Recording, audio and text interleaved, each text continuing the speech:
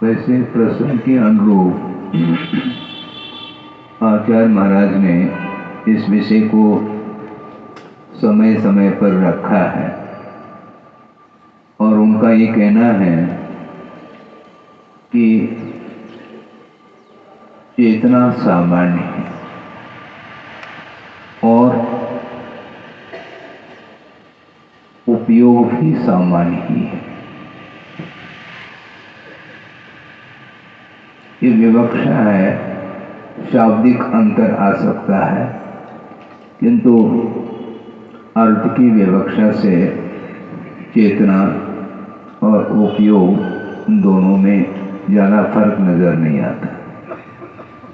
और किसी विवक्षा से चेतना को संवेदन की मुख्यता देते हैं, उस समय ज्ञान को गौण किया जाता है, क्योंकि ज्ञान के माध्यम से स्व और पर इन दोनों का ज्ञान हो जाता है, अतीत और अनागत संबंधी भी ज्ञान हो जाता है। जबकि चेतना शब्द को लेते हैं तो वहाँ पर संचेतन अर्थात संवेदन की बात आती है। तो संवेदन जो होता है, अनुभूति जो होती है, वह स्व की हुआ करती है और स्व के साथ साथ वर्तमान की ही संवेदना होती है। अतीत और अनागत का ज्ञान होना अलग वस्तु, स्मृति का विषय बनना अलग वस्तु, किंतु जो संवेदन है, जो महसूस किया जाता है, वह वर्तमान का ही होता है। इस विवक्षा से ज्ञान और चेतना में थोड़ा सा अंतर देखने में आता है। ये बात इस विषय को लेकर के इतना अर्थ निकलता है। और कोई विशेष बात हो तो आप रख सकते हैं। और दूसरी बात, एक बात ये भी कहा था उन्होंने कि उपयोग जो है वह जीव का लक्षण माना है, जीव का स्वरूप नहीं। लक्षण और स्वरूप में भी 2-4 दिन पूर्व में ये विषय रखा था। आज पुनः आपकी जिज्ञासा को सामने रखते हुए इस विषय को और स्पष्ट किया जा रहा है। लक्षण जो होता है वह व्यापक हुआ करता है, किंतु स्वरूप जो होता है वह व्यापक नहीं हुआ करता। स्वरूप शुद्धत्व की ओर ले जाता है। मूल ये है, कुंद स्वामी ने भी लगभग मेरे विचार से 2-3 ग्रंथों में उन्होंने एक ही गाथा का उल्लेख किया है, जो कि पंचाशतका में भी है, शायद प्रवचन सार आदि में भी ये गाथा आती है कि अरसम रूवम गंधम अवत्तम चेतना गुणम सद्दम जान अलिंगत गहनम जीव मणि दिट्ट संठानम, ऐसा कहा। अरसम रूवम गंधम कहा। स्पर्श रस गंध वर्ण और शब्द से वह रहित है। यदि स्पर्श रस गंध वर्ण से रहित है तो वह दिखाई नहीं देना चाहिए, और दिखाई नहीं देता है तो जो देखने में आ रहे हैं आप लोग, वो जीव है क्या नहीं, ये जिज्ञासा स्वाभाविक रूप से उठते हैं।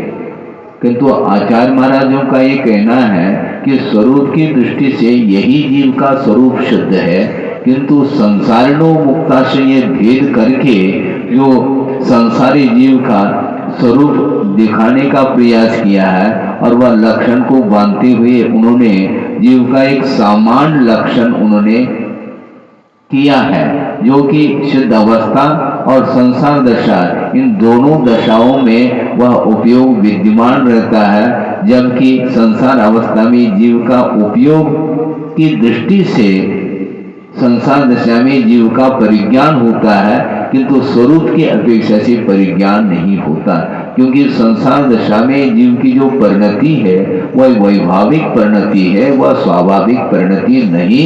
इससे स्पष्ट है कि शुद्ध अवस्था नहीं है, और शुद्ध अवस्था का नाम ही स्वरूप होता है, और वह स्वभाव होता है। स्वभाव जो होता है वह शुद्धत्व का प्रतीक माना जाता है। इसलिए उपयोग और स्वरूप में अंतर देखने में आता है। इसी प्रकार ज्ञान और चेतना में संवेदन की अपेक्षा से और ज्ञान जो है जानकारी की अपेक्षा से, इन दोनों में अंतर पाया जाता है। ये इसका अर्थ है।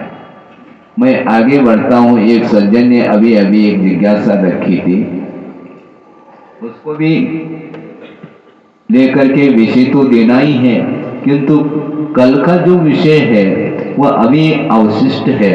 मात्र कर्म फल चेतना के विषय में बात रखी थी, जो कि सारे जितने भी एकेंद्रीय जीव हैं वे कर्मफल चेतना का अनुभव करते हैं। कर्मफल चेतना की ही मुख्यता है, वे कर्म नहीं करते क्योंकि उनकी चेष्टाएं नहीं हो सकती हैं। तो कर्म नहीं करते का अर्थ है कि ऑटोमेटिक भावों का उत्पन्न होना अलग वस्तु है, किंतु करने रूप जो भाव है वे उनमें नहीं है। वे कर्म के करता है क्या नहीं कोई पूछ सकता है। कर्म का भोगता है तो करता भी तो है, किंतु बुद्धि पूर्वक वहां पर क्रियाएं संभव नहीं है। प्रतिकार नहीं है ऐसा कहें? नहीं, प्रतिकार नहीं ऐसा भी नहीं कह सकते हैं, क्योंकि अनिष्ट का प्रतिकार वहां पर भी है, तभी तो आध्यान बन रहा है। या तो उनको ये कह दो वो आध्यान से रहित है, नहीं कह सकते ना। तो वो जीव है, संवेदना है, दुख का प्रतिकार वह भले ही न कर सके किंतु भाव तो हो रहे हैं। संज्ञाएं वहां पर भी विद्यमान है, काम कर रही हैं। आहार संज्ञा भी है, वासना भी है और भय संज्ञा भी है और परिग्रह, ये सारे भावात्मक परिणति वहां पर भी विद्यमान है। किंतु उत्कृष्ट जीवों में जिस प्रकार एक्टिविटी अर्थात क्रियाएं होती हैं, उस प्रकार की क्रियाएं वहां पर देखने को मिलती नहीं। इसलिए वहां पर कर्म फल चेतना की मुख्यता है, किंतु कर्म का आश्रव हो रहा है, इससे स्पष्ट है वहां पर भी भाव विद्यमान है और भावों के माध्यम से ही कर्मों का आश्रव होता है। अन्यथा आश्रव नहीं हो सकता, क्योंकि भावाश्रव के बिना द्रव्याश्रव संभव नहीं है और वहां पर भाव नहीं मानेंगे तो कर्मबंध होगा कैसा? ये कर्मबंध प्रायोगिक है कि वैश्विक है? हाँ, ये आ गया। देखो, कर्म बंध जो है वह वैश्विक अर्थात स्वाभाविक परिणति नहीं है। प्रायोगिक अर्थात प्रयोग विशेष से जो कार्य होता है उसका नाम प्रायोगिक है, और बिना प्रयोग के भी कुछ कार्य देखने को मिलती हैं, उसका नाम वैश्विक कहा है। बादलों का भिन्न भिन्न दिशाओं में आना और जाना, ये जो कार्य देखने में आ रहा है ये प्रायोगिक नहीं है किंतु वैश्विक है। किंतु मैं जो बोल रहा हूं यह प्रायोगिक है, वैश्विक नहीं है। बादलों का गड़गड़ाहट हो जाना, गरजते के नहीं गरजते हैं, किंतु किसके द्वारा? वह ऑटोमेटिक है। वो परस्पर में संघर्ष होने के कारण वह ध्वनि निकल रही है। और बिजली कड़क जाती, कौन जाती है, वह किसी के पुरुषार्थ से नहीं, वह ऑटोमेटिक इस प्रकार का संबंध जुड़ जाता है। प्रायोगिक बंध होता है और एक वैश्विक भी बंध होता है। प्रसंग है इसलिए इस विषय को खोल रहा हूं, क्योंकि स्निग्ध रोक्षत्वाद बंध ये सूत्र आता है तत्वाद सूत्र में 5वें अध्याय में। वहां पर यही अर्थ निकलता है इस सूत्र में कि परमाणु में स्निग्धत्व और रोक्षत्व गुण विद्यमान है और उसके माध्यम से ही उसमें बंधने की, संगठित होने की योग्यता आ जाती है। स्निग्धत्व और रोक्षत्व गुण के माध्यम से उसमें जो जघन्य परिणाम से वह ऊपर उठ जाता है परमाणु, तो वह बंध के योग्य हो जाता है। उसकी जो नियमावली है उसी के अनुरूप ही उसका बंध होता है। ज्यादा खोलना नहीं चाहता क्योंकि प्रसंगांतर हो जाएगा इसलिए। तो यह जो स्कंद का निर्माण हुआ है, स्कंद की जो उत्पत्ति हुई है परमाणु परस्पर में मिल करके, वह वैश्विक बंध माना गया है, उसका प्रायोगिक नहीं। किंतु कर्मबंध जो होता है वह वैश्विक नहीं होता किंतु वह प्रायोगिक होता है। जैसे यदि कर्म बंध को भी हम वैश्विक मान ले, बिना किसी राग द्वेषादि के निमित्त को लेकर के बंध होता है ऐसा मान ले, तो जो शरीरातीत सिद्ध परमेष्टि है वहां पर भी बंध का प्रसंग आ जाता है, इसलिए यह उपयुक्त नहीं है। इसलिए कर्मबंध जो होता है वह प्रायोगिक है। हम जो परिणाम करेंगे तब कहीं जाकर के कर्म वर्णाएं कर्म के रूप में परिणत हो सकते हैं, अन्यथा संभव ही नहीं है। ये परस्पर में एक दूसरे के निमित्त नैमित्तिक भाव को लेकर के ये कार्य संपादित होता है। इसलिए कर्म बंध की बात आ रही है। कल भी कहा था, कषायवान होने के कारण कर्म के योग्य उद्गुणों को वह ग्रहण करता है। ग्रहण का अर्थ कहीं बाहर से नहीं ग्रहण करता, परिणमन का नाम ही यहाँ पर ग्रहण शब्द का प्रयोग आया है। वस्तुतः आत्म प्रदेश पर जो वर्गनाएं विद्यमान है वो सारी वर्गनाएं कर्म के परिणाम रूप में परिणम करने की सामर्थ्य को लिए हुए हैं, किंतु जब तक रागादि भावों का निमित्त नहीं मिलेगा तब तक वो वर्गनाएं कर्म के रूप में परिणत नहीं हो सकती। ये सिद्धांत है। इसलिए गुरुदेव का ये कहना है कि कर्म बंध के क्षेत्र में आप स्वतंत्र हैं, आप परतंत्र नहीं।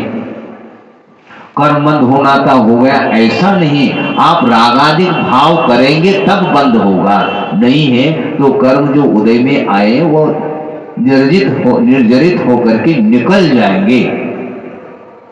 आप स्वतंत्र हैं, फिर भी परतंत्रता का अनुभव कर रहे हैं आप सब, क्योंकि हम राग करेंगे तब बंद होगा। कुंद स्वामी का भी यही कहना है, ज्ञान बंद के लिए कारण नहीं किंतु रत्तो बंधन कम्मम कहा।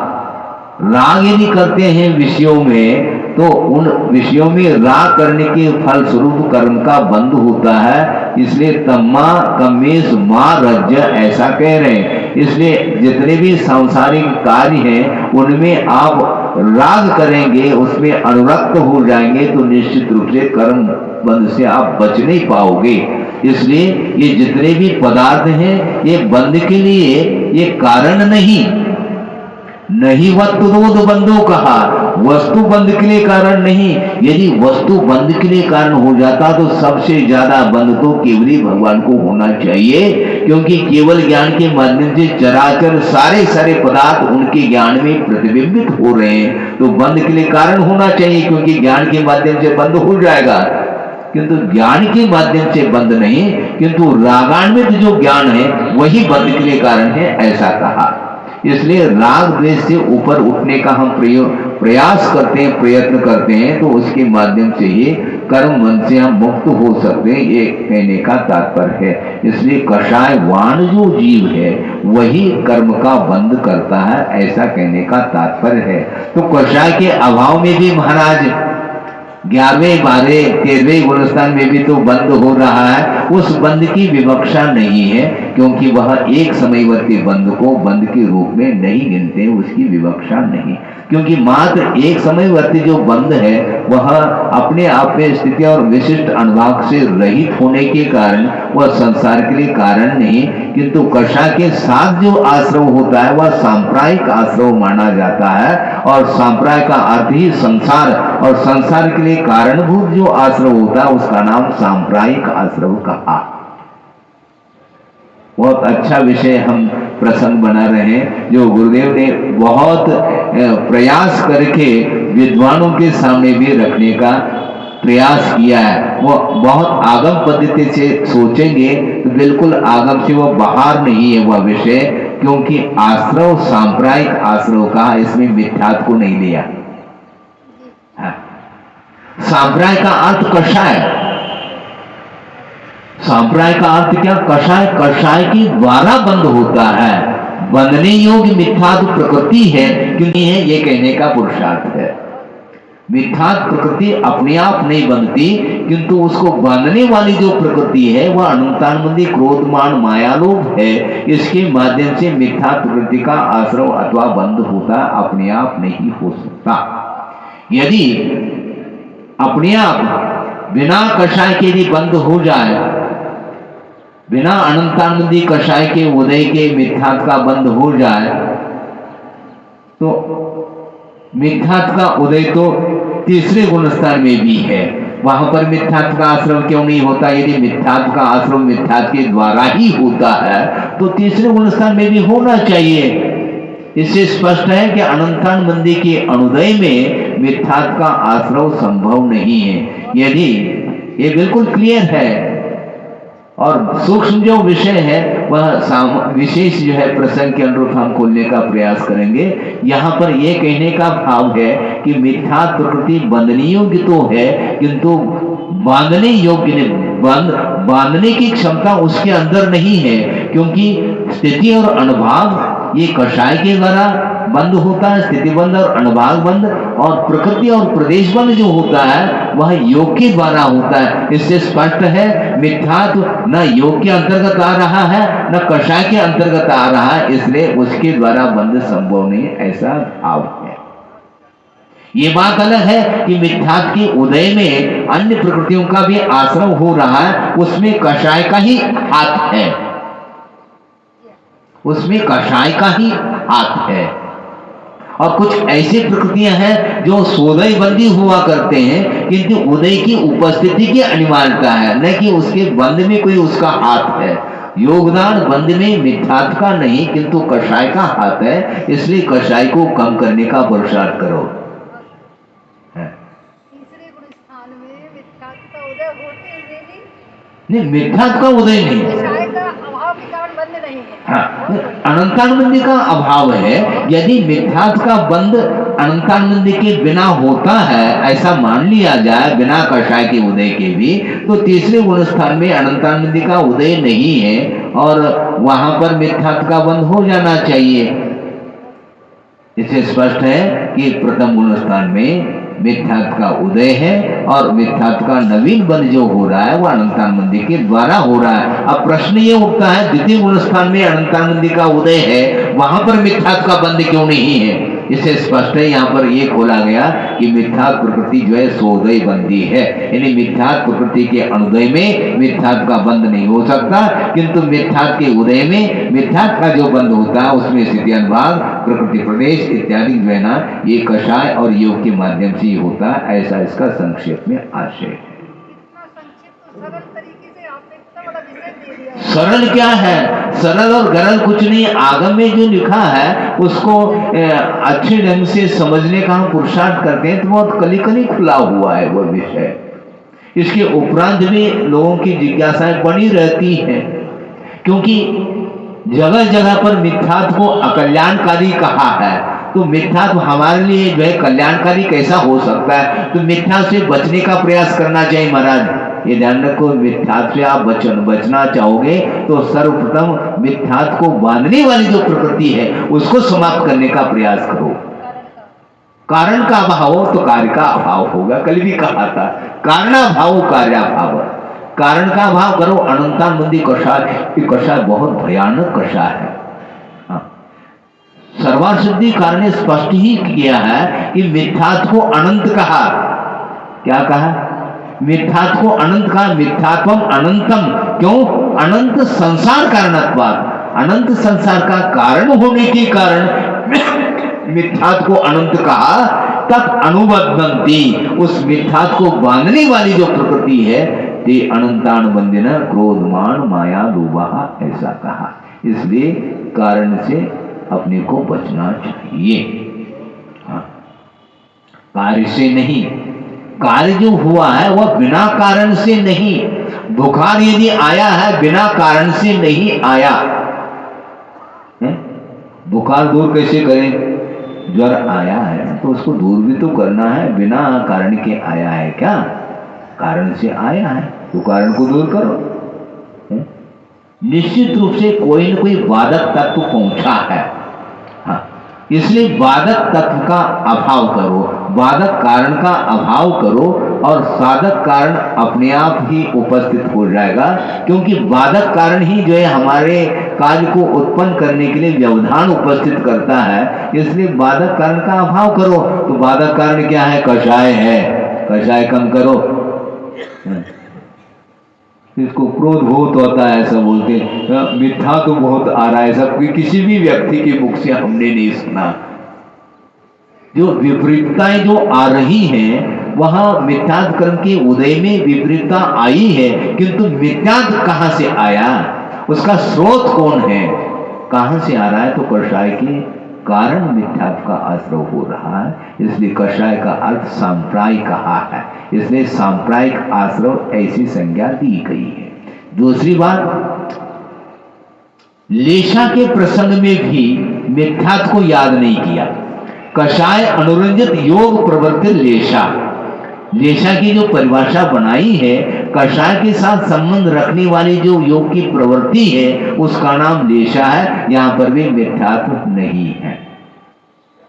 जगह जगह मिथ्या तो नहीं आ रहा है, कषाय आ रही है। इसलिए कषाय को मंद करने का प्रयास करेंगे तो निश्चित रूप से स्थिति और अनुभाग भी कम पड़ता चला जाएगा। अब देखो, मिथ्यात्व के द्वारा ही मिथ्यात्व का बंध हो रहा है, तो हम ये पूछना चाहते हैं तो वहां पर मिथ्यात्व के द्वारा, मिथ्यात्व में तो 70 कुड़ाकुड़ी की स्थिति वह डाल रही है, मान लो मिथ्यात्व प्रकृति, तो अनंतान मंदिर के लिए भी 70 कुड़ाकुड़ी की स्थिति क्यों नहीं डालती? वो 40 कुड़ाकुड़ी क्यों डाल रही?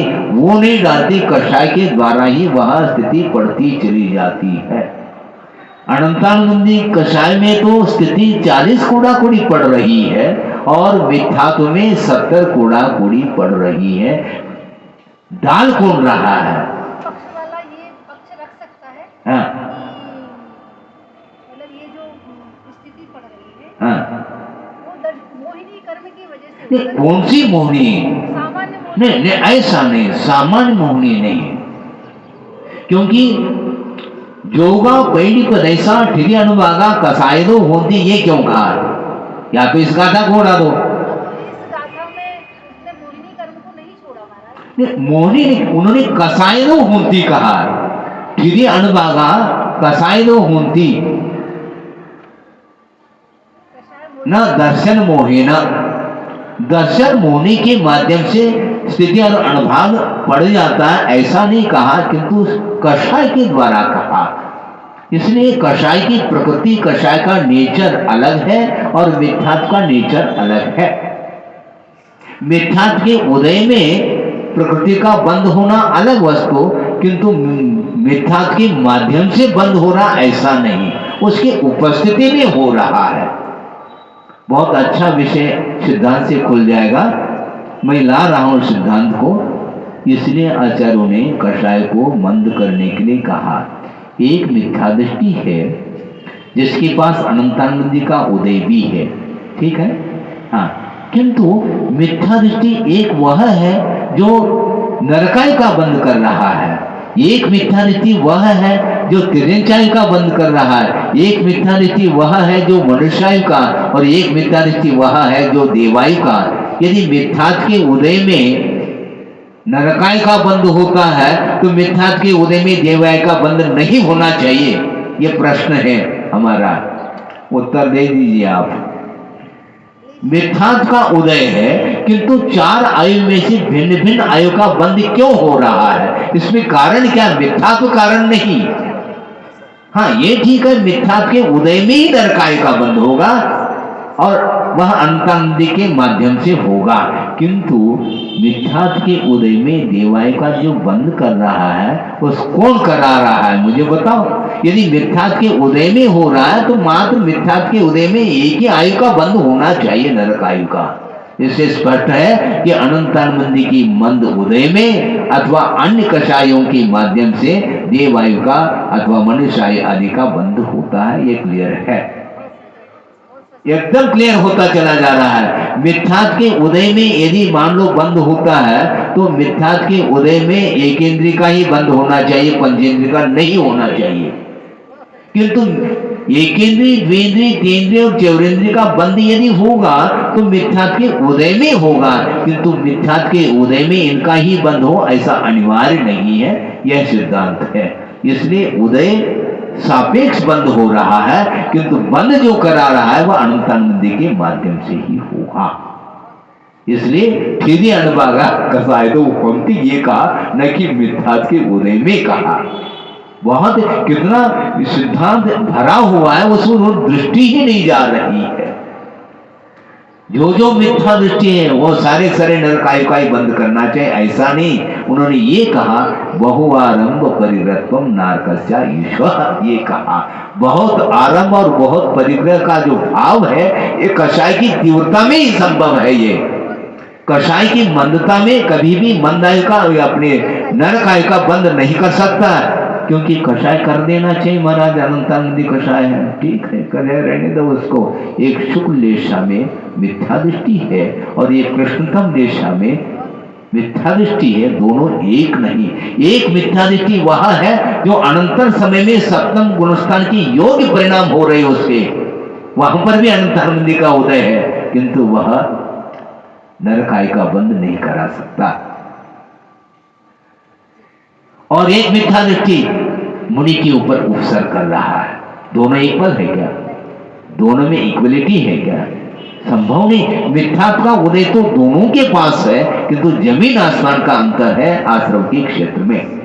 इसलिए अपने को मिथ्या से बचना है। मिथ्यात्व अकल्याणकारी इसलिए कहा क्योंकि संसार के लिए कारण तो मिथ्यात्व ही है। विपरीत मान्यता जो होती है उसके माध्यम से अतत्व श्रद्धान होता है, उसी के माध्यम से संसार का निर्माण होता है, किंतु वह अतत्व श्रद्धान पैदा हो क्यों रहा है?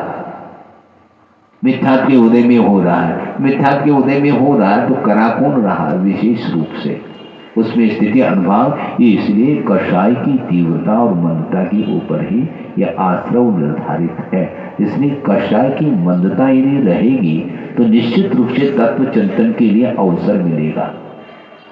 मिथ्यात्व के उदय में भी तत्व चिंतन चल रहा है, तभी वह सम्यक के अभिमुख पहुंचा है।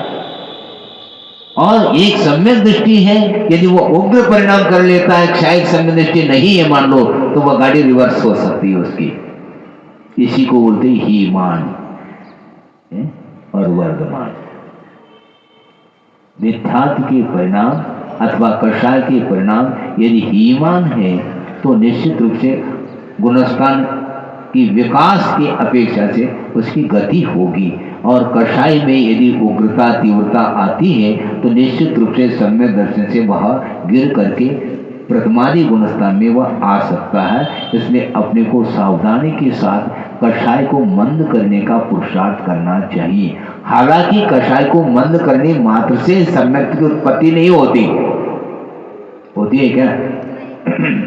क्योंकि सम्यक को क्षौक्षमिक भाव कहा है और कषाय की मंदता में भी औदैहिक भाव ही विद्यमान है। इसलिए औदैहिक भाव सम्यक की उत्पत्ति में कारण है, किंतु सम्यक की उत्पत्ति में वह सहयोग प्रदान कर सकता है। तत्व चिंतन के लिए अवसर जो मिलेगा वह कषाय को मंद करने से ही मिलता है। इसलिए अपने को कषाय को मंद करना, आसक्ति को जो मंद करने का पुरुषार्थ कर रहा है वही आगे उसका विकास हो सकता और होता है। और कषाय की तीव्रता के कारण निश्चित रूप से गुणस्थान से वह पतित हो सकता है, होता है। ये इसका आशय है। इसलिए योग प्रवर्तित लेशा जो कहा वो कषाय अनुरंजित कहा है। कषाय के अभाव में जो लेशा है वह औपचारिक है, ऐसा पूजपा स्वामी का कहना है। इसलिए कषाय अनुरंजित योग प्रवर्तित जो लेशा है ये केवल सांप्रदायिक आश्रम की विवक्षा में ही लेशा की परिभाषा घटित होती है। बाकी ऊपर के गुणस्थानों में वहां औपचारिक लेशा है, वहां पर कषाय का अभाव है। इसलिए अपने को कषाय को मंद करना है। दीपक को आपने जलाया, ठीक है, किंतु दीपक जो जल रहा है, जलना उसका स्वभाव है क्योंकि आपने जलाया है और उसमें तेल अथवा घी है, वो जल रहा है दीपक। किंतु उसमें जो तेजी आती है वो किसके द्वारा? आपने तेज किया है दीपक को और आपने दीपक को मद्दा किया, मंद किया है। लेट बोगरे जलाते थे पहले, अब तो लाइट का जमाना आ गया है। उसको आप घुमाते हैं तो एकदम मंद मंद मंद जलता है, टिम टिम टिम टिम कर रहा। बिल्कुल उसकी दीपक की जो लो है वह बिल्कुल नीली नीली होती जा रही है। बुझने को है ऐसा लगता है, लेकिन बुझा नहीं वो। इसी को बोलते हैं मंद। और बुझने का नाम क्षोभम। हाँ, बहुत बढ़िया। इसलिए आचार्य कहते हैं मात्र शुक्ल लेशा रखना काफी नहीं है हमारे लिए, किंतु लेशा को शुक्ल बनाओ, किंतु उसके साथ साथ और पुरुषार्थ करके उसको क्षोभम के रूप में परिवर्तित करा दोगे तो निश्चित रूप से सम्यक की उत्पत्ति होती है।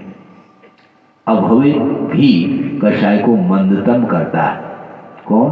अभव्य, जिसको मुक्ति नहीं मिलने वाली है, वह परिणामिक भाव है अभव्यत्व भाव, जिसके अंदर रत्नत्रय को प्राप्त करने की शक्ति भले ही विद्यमान हो किंतु उसकी अभिव्यक्ति संभव नहीं है। ऐसी स्थिति में भी वह कषाय को इतना मंदतम बना लेता है, शुक्लेशा उसके अंदर है, किंतु क्षौष्मी भाव उत्पन्न नहीं कर सकता, अर्थात सम्यक की उत्पत्ति उसके अंदर संभव नहीं है। इसलिए कषाय को मंद करना ही पर्याप्त नहीं, किंतु कषाय का अनुदय करना अनिवार्य है। जब तक वह अनंतानुबंधी कषाय वह उदयाभावी क्षय को प्राप्त नहीं होगी, तब तक क्षौक्षम सम्यक दर्शन प्रकट नहीं हो सकता। शुक्ल लेशा के साथ वह रह रहा है, किंतु उदयाभावी क्षय नहीं हो रहा है। अपने उदय से ही वह स्वमुख से ही उदय में आ रहा है वह कर्म, इसलिए वह सम्यक उत्पन्न नहीं करा सकता। उसका अवधारण करना कठिन, इतना वह मंद हो चुका है, लेकिन उसका अस्तित्व विद्यमान है। उसके अस्तित्व को समाप्त करने की आवश्यकता है, तब कर जा करके वह सम्यक प्राप्त कर सकता है। इसलिए भव्य जो होता है वह कषाय को मंद करता करता उसका अनुदय कर लेता है, उसका अभाव करने की क्षमता भव्य के अंदर है, और उसके माध्यम से सम्यक को वह प्रकट कर देता है।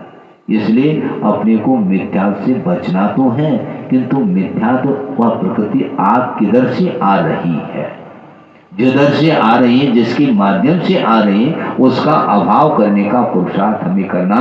इससे स्पष्ट है कि आसक्ति को जो कम करता चला जा रहा है वही सम्यक के अभिमुख पहुंच सकता है। आसक्ति तो भरी पड़ी है, और सम्यक की हम बात करना चाहते हैं, बातें भर कर सकते हैं अपन। ये आसक्ति भयंकर रूप है। ये बहुत एक प्रश्न के अनुरूप आपके सामने रख रहा हूं कि देवों में द्रव्य हिंसा होती है क्या? नहीं होती, किंतु सागरोपम आयु तक उस विलासता में वह उलझा हुआ देव है, वह एक इंद्रिय का बंद कर रहा है। एक इंद्रिय का बंद हुआ क्यों? द्रव्य हिंसा बिल्कुल रत्ती भर भी नहीं, द्रव्य हिंसा का अभाव है। इसके उपरांत भी भावों के माध्यम से वह भावों की तीव्रता के कारण वह एक इंद्रिय पर्याप्त में उत्पन्न हो रहा है। इससे स्पष्ट है किसके द्वारा? कषाय, आसक्ति। आगे बात, कषाय का पोषण करता आया संसारी प्राणी ने, इसलिए कषाय को मंद करने का पुरुषार्थ करो, तब कहीं जाकर के आपकी आंखें खुल सकती हैं। क्या करने योग्य है, क्या नहीं करने योग्य, ये सब भूल रहा है। राग की उदीर्णा स्वयं कर लेता है। इसलिए आचार्य कहते हैं कि राग के द्वारा ही बंद होता है, और ज्ञान के द्वारा बंद नहीं होता। हाँ, ज्ञान के द्वारा बंद नहीं हो सकता। रागान्वित यदि ज्ञान है तो निश्चित रूप से वह बंद कराएगा। और राग का अर्थ ही मिथ्या तो नहीं, राग का अर्थ कषाय है। पुनः बात आ गई, देखो, राग और द्वेष ये दोनों किसकी परिणति है? ये कषाय की परिणति है, क्योंकि सिद्धांत ग्रंथों में ये भी बात उल्लेखित है कि राग और द्वेष ये दो हैं, ये किसकी परिणति? कषाय की। तो क्रोध और मान, इसमें राग अपनी द्वेष गर्भित है, और माया और लोभ में राग गर्भित है। क्या कहा? क्रोध और मान ये दोनों द्वेष के प्रति, क्रोध आ रहा है, मान आ रहा है, तो ये जो है ना द्वेष के कारण आता है। इसलिए द्वेष में क्रोध और मान को अंतर्भूत किया है, और माया और लोभ इसमें राग को अंतर्भूत किया है। हमने पहले भी कहा था, पुनः इस विषय को रख रहा हूं ताकि और जो है ये प्रासंगिक विषय पुष्ट हो जाए। गुरुदेव ने एक हाइकू दिया है, और हाइकू में उन्होंने ये भाव रखा है कि देश से भी खतरनाक यदि कोई कषाय है तो राग है। देश से खतरनाक राग है। हाँ, देश बहुत जल्दी समाप्त हो सकता है। क्या? आई एम सॉरी कहने से हाँ दूर हो सकता है। भैया क्षमा करना, हमारी गलती हो गई, इतना यदि बोल देंगे, तस्य मिच्छामि दुक्कडम कर दोगे तो शत्रुता समाप्त हो सकती है। लेकिन राग को समाप्त करना खेल नहीं है बंधु। और हाइकू में ये विषय दे रहे, ये भाव दे रहे हैं आचार्य महाराज, द्वेष से राग विषैला होता। क्या कहा? द्वेष से राग विषैला होता, जैसे शूल से फूल। हाँ, क्या बात कही इसमें? द्वेष से राग विषैला होता, जैसे शूल से फूल, शूल अर्थात कांटा होता है, कांटे से तो हर व्यक्ति बच रहा है किंतु फूल से कोई व्यक्ति बच नहीं पा रहा, इसी को राग बोलते हैं, विषैला होता। और अनंतानुबंधी राग आगे मान लो, ओ हो, फिर कहना ही क्या, डूब जाता है वह राग में, इसलिए होश हवास खो जाता है, बेहोश हो जाता है, मदांध हो जाता है वो। हाँ, इसके कारण राग के कारण, इसलिए राग से बचियो। जिन जिन वस्तुओं से राग की उदीर्णा होती है उससे आंख मेच लेना चाहिए, बिल्कुल, क्योंकि सम्यक दृष्टि कभी भी दुर्गति के लिए कारणभूत कर्म का बंद नहीं करता, इस प्रकार उल्लेख आया है। सम्मादिष्टि जीवो दुर्गत हेतुम न बंधने कम्मम, दुर्गति के लिए हेतुभूत कर्म का बंद सम्यक दृष्टि नहीं कर सकता, बल्कि जब बहु भवेश बद्धम दुक्कम्मम तम नाशे नहीं कहा, किंतु अनेक भवों में बंधा हुआ जो पाप कर्म है उसका भी विनाश करता है, वह सम्यक दृष्टि माना जाता है। अपने आप को सम्यक दृष्टि घोषित करो, और रात दिन यदि मान लो विषयों में वह डूब रहा है तो सम्यक दर्शन के लिए प्रश्न चिन्ह लगेगा। हाँ, राग, संसारी प्राणी राग को अच्छा मानता है, किंतु आचार्य कहते हैं वह अच्छा नहीं, बहुत खतरनाक विषैला होता द्वेष से राग। मित्रता ठीक नहीं है। कौन सी मित्रता? लौकिक मित्रता है। परमात्मा में जो मैत्री भाव कहा वो हमारे लिए वरदान शुद्ध होता है, किंतु लौकिक जो मित्रता है वह बिल्कुल अवसरवादिता है वहां पर, लौकिक मित्रता में, क्योंकि स्वार्थ परायणता है उसके साथ। दो व्यक्ति हैं, आपस में मित्रता है, किस अपेक्षा से पार्टनरशिप है। व्यापार में दोनों का बराबर बराबर हिस्सा है, इसलिए दोनों बराबर हिस्सा है, इसलिए दोनों एक दूसरे से गले लगा रहे हैं। वो मित्रता बहुत अच्छी लगी, मित्रता नहीं, किंतु जो है जिस समय आपस में यदि मान लो विचारों में व्यत्यास आ जाता है तो मित्रता गायब हो जाती है, और वो कहता भैया हम पार्टनरशिप अब नहीं रहेंगे, हम स्वतंत्र व्यापार करेंगे। इसका अर्थ व्यापार की अपेक्षा से उसने उसके साथ संबंध जोड़ा था, न कि हृदय से उसके साथ कोई संबंध है। इसलिए ऐसी मित्रता से हमें कोई सरोकार नहीं, क्या प्रयोजन है। कषाय है, राग है, इसमें आसक्ति के कारण वह संबंध रख रहा है दूसरे के साथ।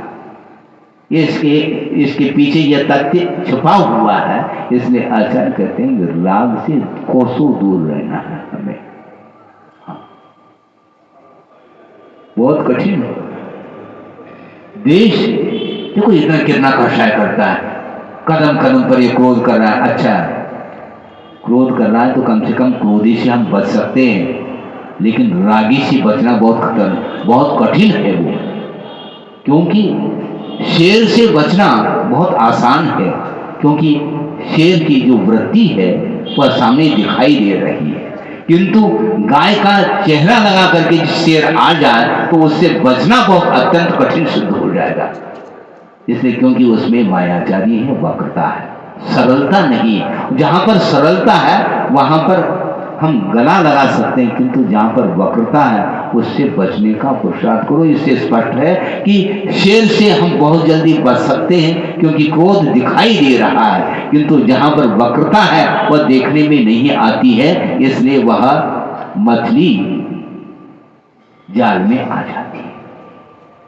मछुआरा जाल फेंकता है और उसमें क्या है, वो कांटा है, और उसमें क्या, उसमें आटा भी है अथवा और कोई भी खाद्य पदार्थ, मांस आदि भी हो सकता है, कुछ भी हो सकता है। ये प्रलोभन दे करके उसको पकड़ने का प्रयास किया, यानी उसके अंदर लोभ छुपा हुआ है, क्रोध नहीं।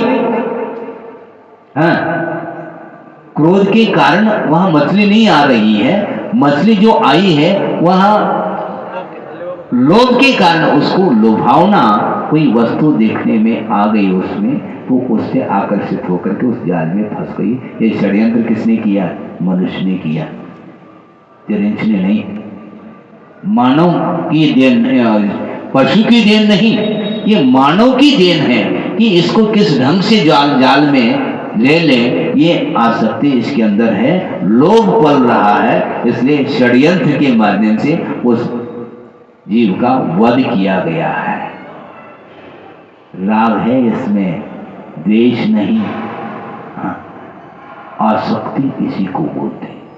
इसलिए ये परिग्रह वृत्ति ठीक नहीं, और परिग्रह जो वृत्ति है ये कषाय के कारण है, मिथ्यात्व के कारण नहीं। आसक्ति जो आती है वह कषाय में आती है। राग ये मिथ्यात्व की प्रकृति नहीं, किंतु कषाय की त्याजित मुनि की प्रकृति है, उसका ये नेचर है। ये कषाय का ये तासीर है, मिथ्यात्व का नहीं। मिथ्यात्व तो केवल जो है ना अतत्व श्रद्धान पैदा करने में कारणभूत यह मिथ्यात्व का ये भाव है, किंतु उसको बांधने वाली जो प्रकृति वह कषाय है। इसलिए कषाय कम करिएगा। हाँ, तीव्रता, कषाय की तीव्रता के कारण ही पतन हो रहा है, क्योंकि मिथ्यात्व का उदय होते हुए भी एक देवाई का क्यों बंद कर रहा है, ये प्रश्न है। ये ज्वलंत प्रश्न, इसका उत्तर कौन देने वाला? उत्तर ये है कि मिथ्यात्व के कारण देवाई का बंद नहीं, किंतु मिथ्यात्व के उदय में कषाय की मंदता के कारण देवाय का बंद कर रहा है, कषाय की मंदता के कारण मनुष्याय का बंद कर रहा है। अल्पारंभ परित्वम मानुष्य और स्वभाव मार्गवम च, ये सूत्र भी मनुष्याय के बंद के लिए कारण बताया है। स्वभाव से मृदुता, और मृदुता जो है कषाय की तीव्रता का प्रतीक नहीं है, बहुत कोमल हृदय है उसका। स्वभाव से मृदुता, अकृत्रिम जिसको बोलते हैं, कृत्रिमता नहीं इसमें, प्रकृति से ही वह भद्रता है, तो उसके माध्यम से भी मनुष्य का बंध होता है। इसलिए कृष्ण द्वेषा से बचने का प्रयास करिएगा। अत्यासक्ति के कारण, बहुत विषय गंभीर विषय है, अत्यासक्ति के कारण ही संसारी प्राणी संसार में उलझता चला जाता है। उसका परिभ्रमण जो है वो रुका क्यों नहीं? आसक्ति के कारण ही परिभ्रमण रुक नहीं रहा है। बहुत जल्दी वह कषाय मंद होती चली जाती है, और जैसे उसमें दीपक में बुझने को हो जाता उस समय तेल डाल दे और पुनः पूर्ववत देना और उद्दीप हो जाता वह दीपक। ये स्थिति है। कोई मान लो रुग्ण व्यक्ति है और उसके अंदर अब राग भाव समाप्ति की ओर ऐसा लग रहा है। क्यों? शरीर इतना शिथिल हो चुका है, इंद्रियां इतनी शिथिलता का अनुभव कर रही है, इसलिए वह राग बिल्कुल देना समाप्ति की ओर जैसा लगता है, किंतु समाप्त नहीं हुआ। किंतु जो ही वह रोग समाप्त हुआ और वह कषाय पुनः हावी हो जाती है। उसने जो छोड़ा है, रोग को दूर करने के लिए छोड़ा, आलोक की दृष्टि से जो भी जिस पदार्थ का त्याग किया है वह उत्तम त्याग की कोटि में नहीं आता। उसमें शर्त है उसका, ये रोग से मैं निवृत्त हो जाऊं तो दोनों हाथों से मैं खा लूं, जबकि मुनि महाराज दो हाथ से खाते हैं, ध्यान रखो। दोनों हाथों से खाऊं का अर्थ वह इतनी उसकी इतनी आसक्ति है कि बस वह कसर निकाल देता है। 10 दिन 15 दिन हो गए, हाँ हमने लिया ही नहीं है कुछ भी। डॉक्टर की बात मान ली, लेकिन भगवान की बात नहीं मानते अपन, क्योंकि भगवान से भी ज्यादा बड़े डॉक्टर कहलाते। डॉक्टर आप ही भगवान हैं हमारे लिए, हाँ आप ही भगवान हैं, और उनके लिए धन भी दे देता है भगवान, जबकि धन नहीं देते। ये सब क्या है? ये इसके पीछे शर्त है, ये त्याग नहीं है, ये आसक्ति का अभाव नहीं है। हाँ, आसक्ति का अभाव कब होगा? तृष्णा जो है ना बढ़ती जा रही उसकी। बहुत अच्छा उदाहरण दिया था गुरुदेव ने, 2 मिनट में पूर्ण कर रहा हूं, कि एक इमली का पेड़ होता है, आपने देखा होगा है? लेकिन वह इमली का पेड़ बहुत बूढ़ा हो गया, लेकिन उसकी खटास बूढ़ी नहीं हुई। क्या? इमली का पेड़ वृक्ष तो बहुत बूढ़ा हो गया, लेकिन उसकी खटास तो विद्यमान है। उसी प्रकार संसारी प्राणी भले ही वह वृद्ध हो जाए, किंतु उसकी तृष्णा युवती है, अभी भी वह उसकी जो तृष्णा है वह ज्यों की त्यों बनी है। इसलिए वह निदान के माध्यम से परभव में भी मुझे इसी प्रकार की संपदा वैभव मिले, इस भाव के साथ वह चल रहा है। इसलिए तृष्णा को कम करने के लिए कषाय को हमें कम करना पड़ेगा। कषाय के कारण ही तृष्णा बढ़ती चली जाएगी, आसक्ति बढ़ती जाती है। इसलिए आसक्ति को कम करने का पुरुषार्थ करिए, उसके बिना संभव नहीं। बहुत सारी जिज्ञासाएं आप रख सकते हैं आगम के माध्यम से, और उसका समाधान आगम के माध्यम से दिया जा सकता है। अभी प्रसंग में सम्यक दृष्टि जो है वह दुर्गति के योग्य कर्म का बंध नहीं करता, क्योंकि अज्ञान दशा में जो मिथ्यात्व के साथ और कषाय की तीव्रता में जो पाप प्रकृति का बंध अनेकों भवों में किया है, उसका भी विनाश करता है। किसके फलस्वरूप? सम्यक दर्शन के फलस्वरूप। और सम्यक दर्शन में मात्र कषाय की मंदता नहीं हुई, किंतु कषाय का क्षोभम हो चुका है। दर्शन मुनि का और अनंतानंद का क्षोभम होने के कारण सच्चे देव गुरु शास्त्र के प्रति श्रद्धा का भाव, समर्पण भाव आ चुका है। उसके कारण ही संसार का विच्छेद हुआ है और होता है। इतना ही विषय पर्याप्त है। अहिंसा परमो धर्म की है।